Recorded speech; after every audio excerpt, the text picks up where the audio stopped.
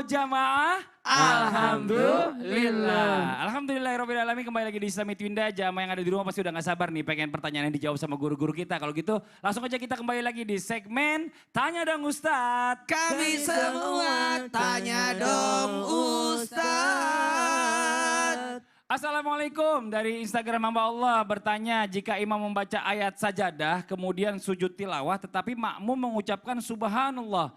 Dalam kejadian seperti ini apakah imam harus memberitahu dahulu jika nanti ada ayat sajadah yang dibaca atau bagaimana? Mohon penjelasannya Ustadz. Tolong jangan sebutin nama saya ya, syukuran udah gak disebutin. Makasih banyak Ustadz Maulana, mohon izin dijawab. Baik, bismillahirrahmanirrahim. Allahumma shalli ala sayyidina Muhammad wa ala sayyidina Muhammad. Terima kasih banyak, penanya ini mengajarkan kita untuk menambah khazanah ilmu.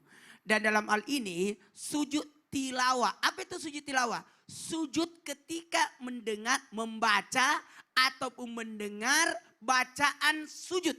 Sekali lagi, perintah sujud dalam sholat. Itu ada 15 di dalam Al-Quran. Di bacaan ayat-ayat tilawah. Ayat-ayat ya, sujud tilawah. Maka membaca ayat sajadah disunnahkan. Sekali lagi, disunnahkan. Bukan wajib ya. Disunnahkan untuk sujud baik di dalam sholat maupun di luar sholat. Cuma dalam hal ini ketika kita duduk mendengarkan, saya kemarin terharu. Masya Allah. Anwar lagi ngaji. Iya. Tiba-tiba langsung sujud. Ya, jadi itu curhat lagi. Jadi cuma kalau di luar sholat, kalau kita mendengar ayat-ayat tilawah, kita tidak sujud karena disebabkan harus ada wudu. Dan menghadap kiblat. Posisi kita lagi ngaji, simpan Quran langsung sujud. Ya. Tapi ingat, makanya adabnya itu. Nah, ketika dia dalam sholat, maka biasanya itu dilakukan di subuh Jumat.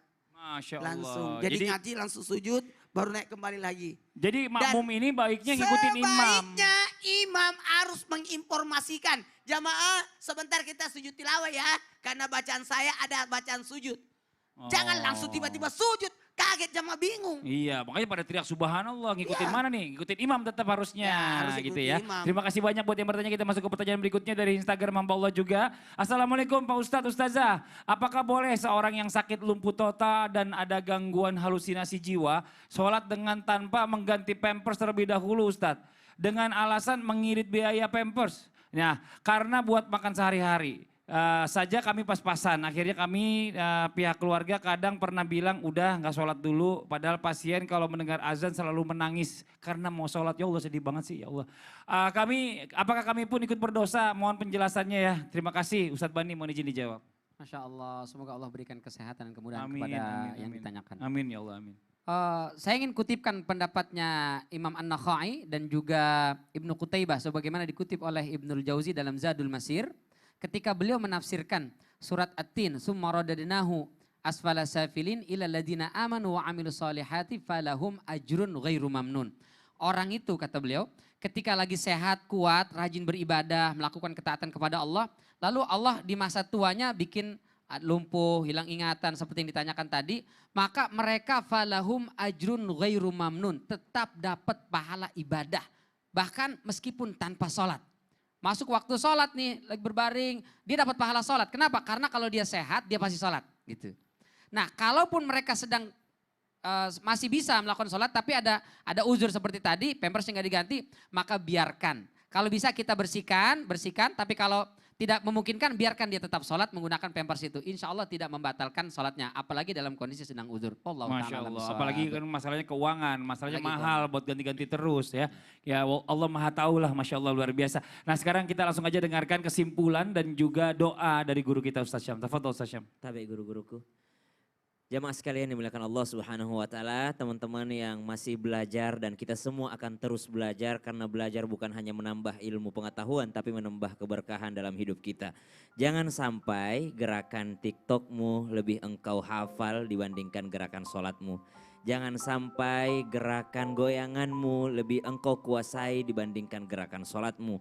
Orang kalau mau meniru suatu gerakan joget misalnya atau goyangan atau gerakan apapun itu dalam aplikasi, mereka mungkin akan baca tutorial dulu.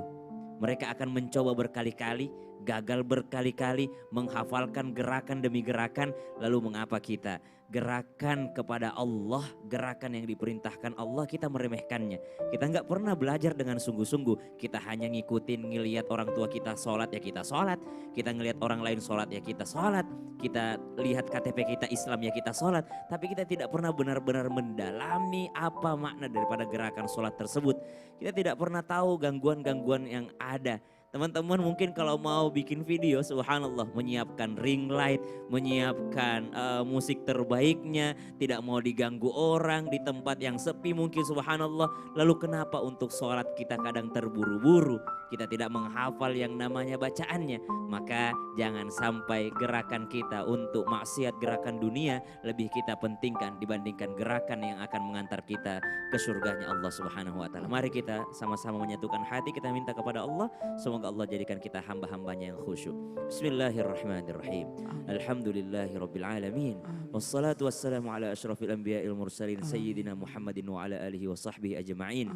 Rabbana taqabbal minna innaka antas samiul alim. Ya Allah, terima seluruh amal ibadah kami ya Allah, dan terima doa kami ya Allah, karena sesungguhnya Engkau Maha mendengar lagi Maha mengetahui. Wa tub alaina innaka antat tawwabur rahim. Dan ya Allah, terima juga taubat kami ya Allah. Ampuni dosa-dosa kami karena sesungguhnya Engkau menerima taubat lagi Maha menyayangi.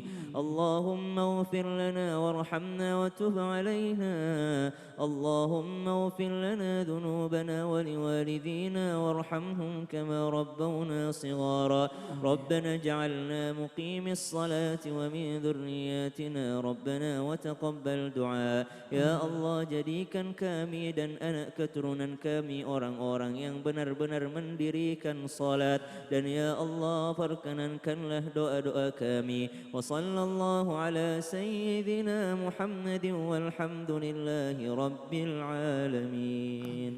Amin, amin ya rabbal alamin. Masya Allah, alhamdulillah, demikianlah perjumpaan kita hari ini. Sekali lagi mohon maaf atas segala kekurangan. Wabillahi taufiq wal hidayah. Wassalamualaikum warahmatullahi wabarakatuh. Waalaikumsalam warahmatullahi wabarakatuh. Salatullah salamullah ala taha rasulillah.